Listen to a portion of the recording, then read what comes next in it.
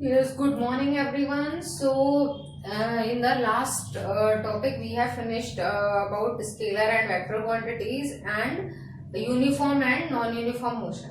So from next turn, we have to start from the topic speed. अब जो आपका next topic है वो speed है, okay? तो speed जो topic है that is what क्या उसमें पढ़ना है आपको.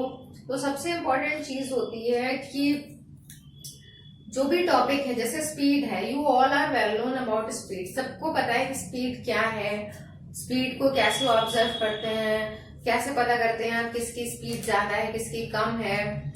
लेकिन अगर ये बताना पड़े कि what is the definition of speed, speed की डेफिनेशन क्या है, तो I think it is tough to frame the definition. Words में, लैंग्वेज में फ्रेम करना डेफिनेशन को टफ होता है.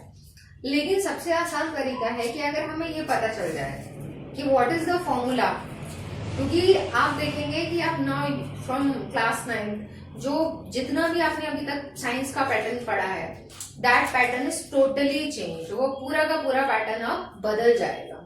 ओके, तो कैसे पैटर्न चेंज होगा, क्या करना है, तो आपको ये देखना है कि अगर आपको फॉर्मूला याद है तो डेफिनेशन, यूनिट, एवरीथिंग आप फॉर्मूले की हेल्प से लिख सकते हो. तो फॉर्मूला कैसे याद करना है, क्योंकि अब कुछ ना कुछ तो आपको लर्न ही करना पड़ेगा. तो जैसे फॉर्मूला इसका होता है v is equal to S upon T. S क्या है यहाँ पर, डिस्टेंस, और टी टाइम. अब प्रॉब्लम ये आती है कि फॉर्मूला भी याद करना पड़ेगा, बट आई ऑलरेडी सेड कि फॉर्मूला या कुछ भी साइंस में आपको कुछ भी याद नहीं करना है. आप अगर उस चीज को प्रैक्टिकली समझ लेते हैं कि साइंस हमारे आसपास कहाँ पर प्रेजेंट है, नेचर में साइंस कहाँ पर है, तो आपको कुछ भी याद करने की जरूरत नहीं है. बस दिमाग में आपके अगर एग्जाम्पल आ गया कि हमने यहाँ पर ऐसा देखा है, तो आपको हमेशा for ever it will be in your mind. Okay, तो देखिए सबसे आसान तरीके से स्पीड की डेफिनेशन, एसआई यूनिट, फॉर्मूला कुछ नहीं स्टार्ट कर रही हूँ. मैं आपको एक एग्जाम्पल दे रही हूँ कि suppose that on a road you have seen the two vehicles, two cars you have seen. okay, आपने दो कार्स को देखा रोड पर, और अब दोनों कार्स के बारे में थोड़ा सा मैं एक्सप्लेन करती हूँ कि सपोज दैट जो कार ए है या जो कार 1 है आपकी, वो 5 किलोमीटर का डिस्टेंस 10 मिनट्स में कवर करती है. ठीक है, तो कार ए जो है वो 5 किलोमीटर कितने टाइम में चलती है, 10 मिनट्स में. अब एक दूसरी कार है, वो 5 किलोमीटर ही चल रही है, लेकिन कितने टाइम में, 5 मिनट्स में. ठीक है, दो एग्जांपल्स दिए मैंने. कार ए 5 किलोमीटर 10 मिनट्स में, कार बी 5 किलोमीटर 5 मिनट्स में. कौन सी फास्ट है? Simply your answer will be car B, क्योंकि वो 5 किलोमीटर का डिस्टेंस कम टाइम में 5 मिनट में कवर कर रही है. कार ए जो थी वो 5 किलोमीटर का डिस्टेंस कितने टाइम में कवर कर रही थी, 10 मिनट्स में. तो यानी कि आप स्पीड को ऑब्जर्व तो कर पा रहे हैं, डिफाइन नहीं कर पा रहे. आपने आसानी से बता दिया कि कार बी जो है वो फास्ट है क्योंकि वो कम टाइम में डिस्टेंस कवर कर रही है. कार ए स्लो है क्योंकि वो ज्यादा टाइम में डिस्टेंस कवर कर रही है. तो लेकिन एक चीज पे आपने ध्यान दिया कि जब आपने स्पीड को ऑब्जर्व किया तो बस दो चीजों को आपने देखना पड़ा, जो एक चीज थी डिस्टेंस और दूसरी चीज थी टाइम. तो यानी कि अगर हम देखें तो स्पीड किस पे डिपेंड करती है, डिस्टेंस और टाइम पे. अगर ज्यादा डिस्टेंस कम टाइम में तो स्पीड फास्ट, अगर कम डिस्टेंस ज्यादा टाइम में तो स्पीड स्लो. ओके, तो इसका मतलब speed depends on the two things. अगर आपके माइंड में कार का एग्जांपल आता है तो आपको एकदम से याद आ जाएगा कि स्पीड जो है वो किस पे डिपेंड करती है, डिस्टेंस और टाइम पर. Very clear. ओके, मुझे नहीं लगता है कि अब ये टफ लग रहा होगा आपको. तो स्पीड डिस्टेंस और टाइम पर डिपेंड करती है ना. तो अब आते हैं इसके फॉर्मूले पे, क्योंकि अगर फॉर्मूला याद है तो बाकी सब कुछ अपने आप से याद होने वाला है. तो स्पीड का सिंबल होता है v. ठीक है, स्पीड वर्ड एस से स्टार्ट हो रहा है, अल्फाबेट एस आ रहा है, लेकिन सिंबल इसका v बनाया जाता है कि स्पीड कम यूज करते हैं और वेलोसिटी वर्ड ज्यादा यूज करते हैं. वेलोसिटी v से स्टार्ट हो रहा है. Velocity is just as speed. अभी मैं नेक्स्ट में एक्सप्लेन करूंगी. अभी आपको ध्यान रखना है कि स्पीड का सिंबल क्या है, v. अब डिपेंड किस पे करता है, डिस्टेंस और टाइम पे.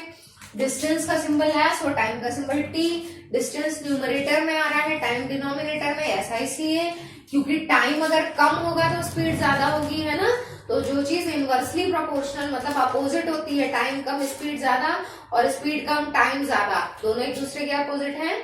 जो अपोजिट होता है वो डिनोमिनेटर में आता है, जो सेम होता है यानी कि ज्यादा डिस्टेंस तो ज्यादा स्पीड, और काउंट डिस्टेंस तो काउंट स्पीड, ठीक है, वो न्यूमरेटर में आता है। बहुत आसान है कि कौन कहाँ आएगा।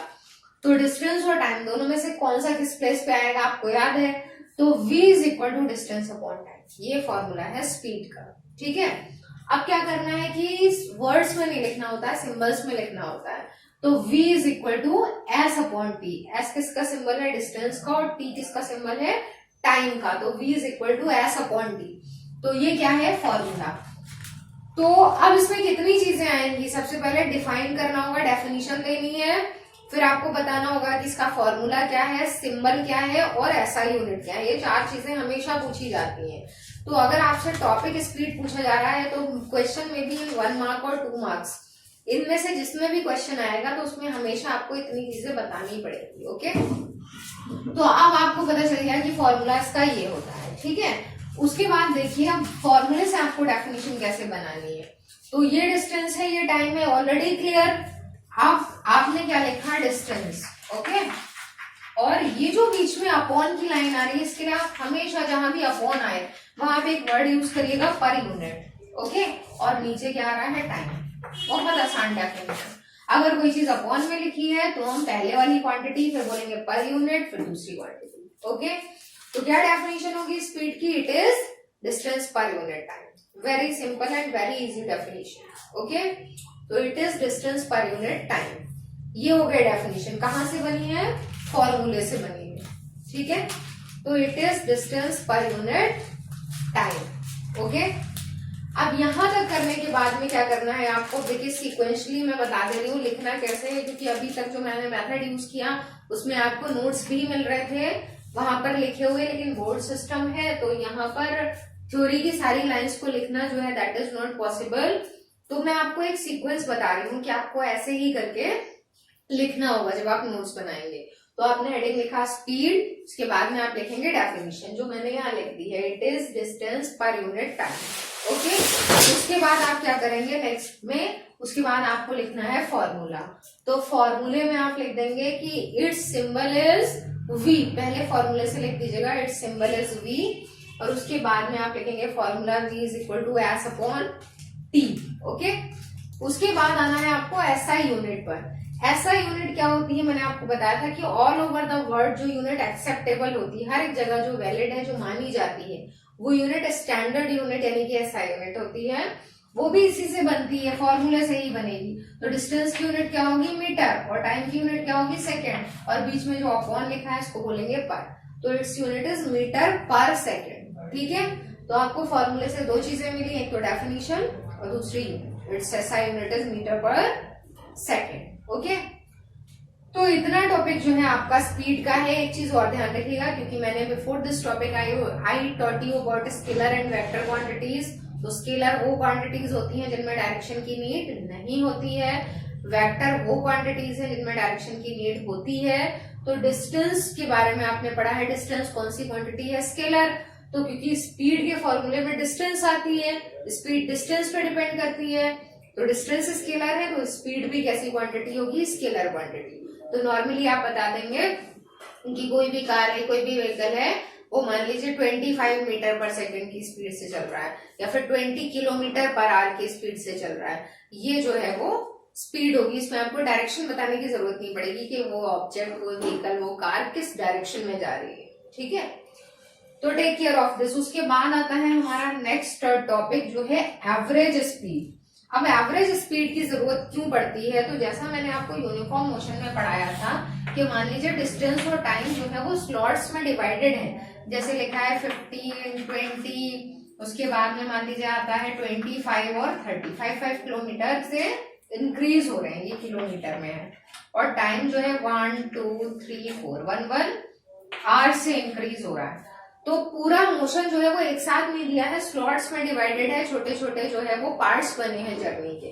तो उस सिचुएशन में क्या करना होता है, आपको एवरेज स्पीड फाइंड करनी होती है। अगर किसी भी न्यूमेरिकल में पार्ट्स में जर्नी दे रखी है तो उसमें आप क्या करेंगे, एवरेज स्पीड फाइंड करेंगे। तो एवरेज स्पीड का फॉर्मूला हो जाएगा total distance upon total time. तो डिस्टेंस जो है उसका सिंबल एस है, सफिक्स में टोटल लिख देंगे, टाइम का सिंबल टी है, उसके सफिक्स में टोटल लिख देंगे। तो total distance upon total time. अच्छा, मे बी कि किसी क्लास में शायद मैंने ये एक्सप्लेन कर दिया हो, समझा दिया हो या लिखा भी दिया हो, तो नो मैटर, अगर एक सेक्शन में हो चुका है तो उनको क्या करना है, सिर्फ इसको अंडरस्टैंड करना है, रिवाइज करना है और कुछ नहीं करना है, ठीक है। तो ये एवरेज स्पीड का फॉर्मूला होता है और उसको सॉल्व कैसे करते हैं न्यूमेरिकल्स के, मैं थोड़े से हिंट्स बाद में आपको दे दूंगी।